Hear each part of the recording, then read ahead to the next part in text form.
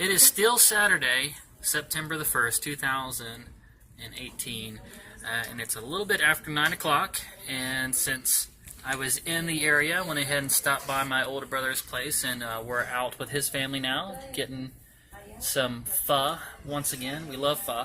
But I thought I would do something for my older brother, and he didn't even know this was coming, so here we go.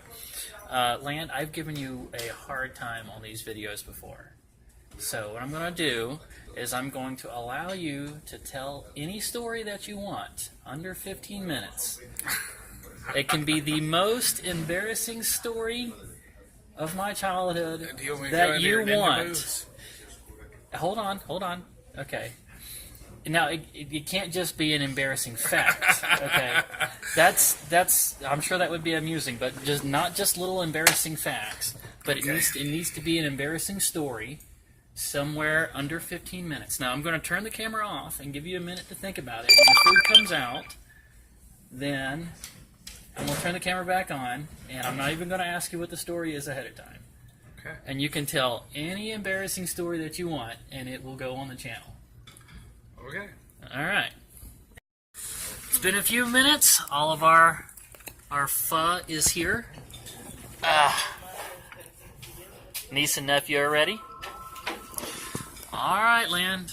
Here we go. Are you sure you want to do this, Ashley? Yes. Set the stage. Don't just go right into it. Tell what age I was. Set the stage a little bit, and then give the story. You were probably 9 or 10 when this occurred. Okay. We lived in the old house in Mableton, Georgia. It wasn't a very big house, and it was 2-bedroom, three bedroom, one and a half bath. It was a grand total of 1,200 square feet. Yeah, it's kind of small for a family of 6. Go on. So anyway, across the street from where we used to live, there was a big wooded area.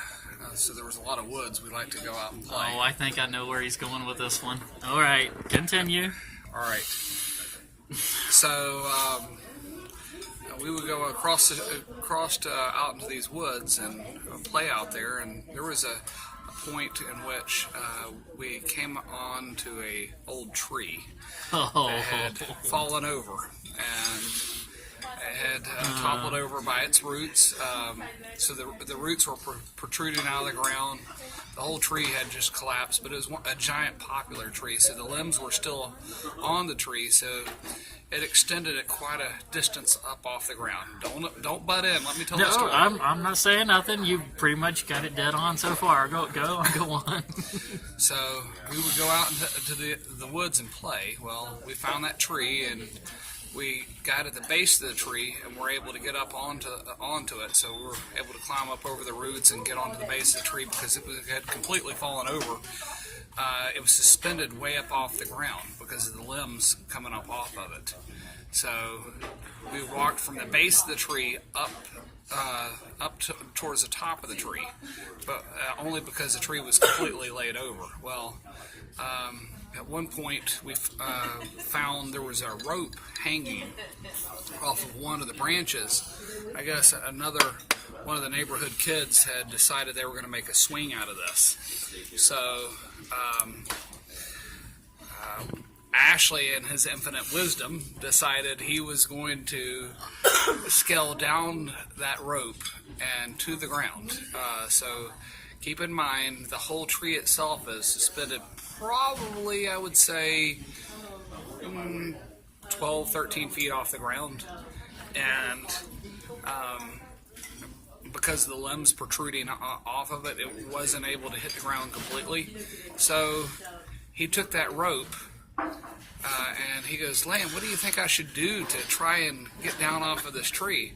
I go, "I don't know." He goes, "Well, I think I'm going to tie it around my waist." So he ties it around his waist.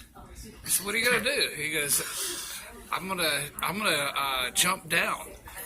And he tied it around his waist and he jumped. I didn't jump. Yes, you did. I didn't jump. Okay. I was climbing down the rope. Okay. Well, anyway, so that rope, he tied it.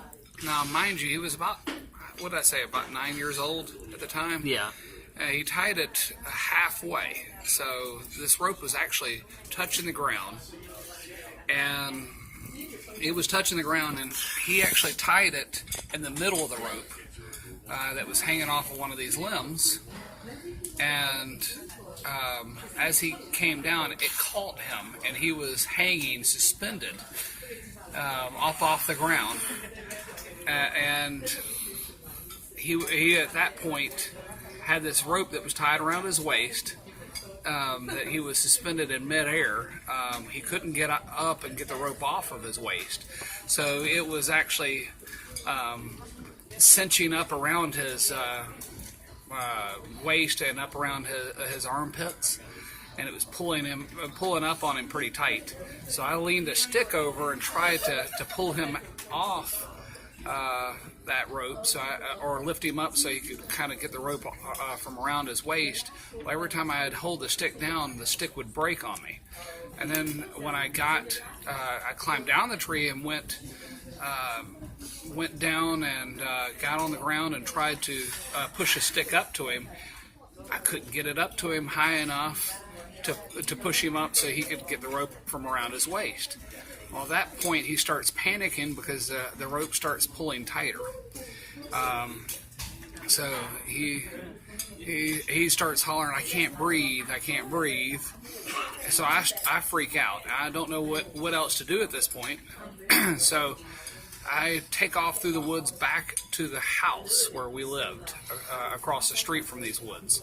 Well, mind you, my father had just had a knee operation, and he had an operation on his knee that was extensive enough that he had a cast all the way up to his waist. And so, with some crutches, and he was the only one at home. My mom was out working a part-time job to try and help subsidize the income. So, mind you, I go up to the house, knock on the door, Dad comes out. I said, Dad, Ashley just hung himself. And Dad is like, "Oh my word." And he can hear Ashley screaming from the woods, "I'm dying! I'm dying!" Oh my God. Have you guys heard this story yet? No. Okay, so you guys have never heard this one yet? No. What do y'all think so far? It's funny. Okay. So mind you, I at that point, I'm like, "Dad, what do I do?" Dad takes and walks over to the woods with his crutches.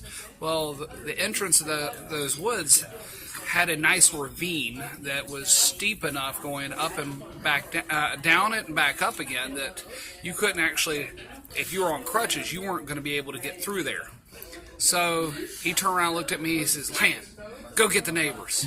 So I ran up to the next door neighbor's house, banged on the door, told them what happened, and the two men that were at home, their names were Sonny and Tommy, and they took off into the woods and rescued Ashley from this hanging that he had hung himself.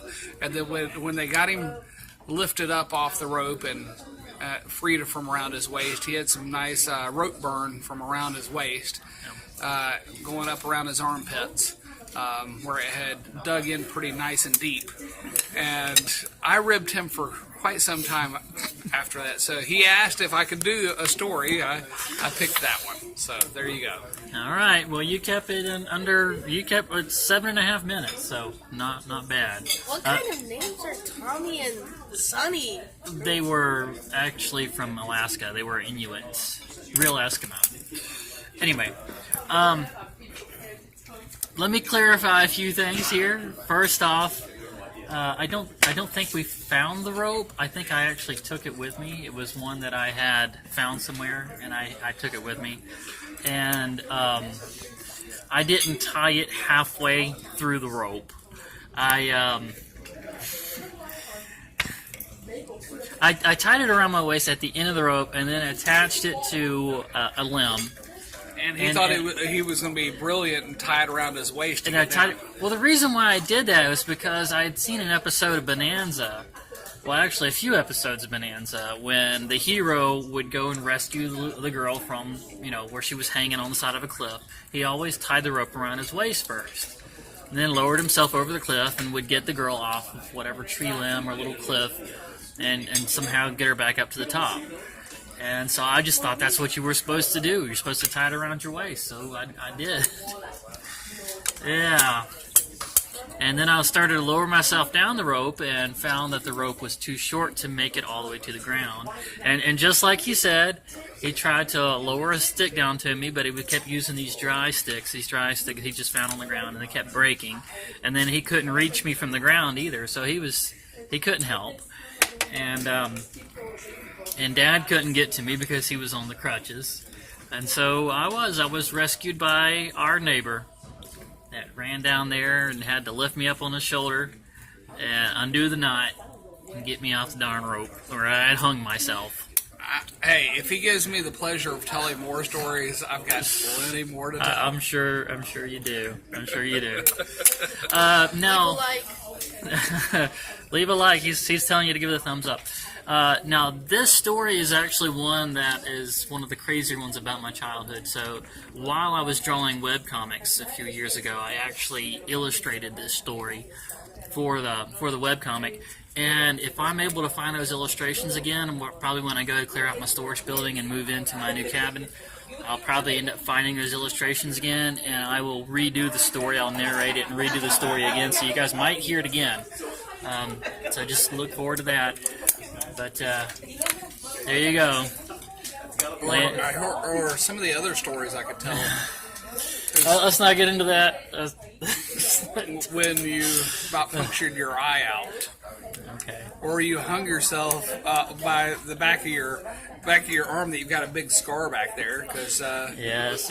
you slid off of a slide back too far. Right. All right. So, or how about when you went to the blueberry tree and ate blueberries completely naked? Now that was Kyle. No, that was you too. No, that was Kyle. Okay, There was okay. Mom thought it was funny enough. She took pictures. Wait a minute. How I did do that. Fine, you got eating. I did do Or that. eating. Oh, okay. That's right, because she did have a picture of me too. Says, I've got hundreds of stories to tell. If he asks the same thing, I'll tell more stories. You did bad things too. Yes, I did. All right. So please smash the like button. Leave comments and questions. I love you guys. Oh, they want to be in the outro.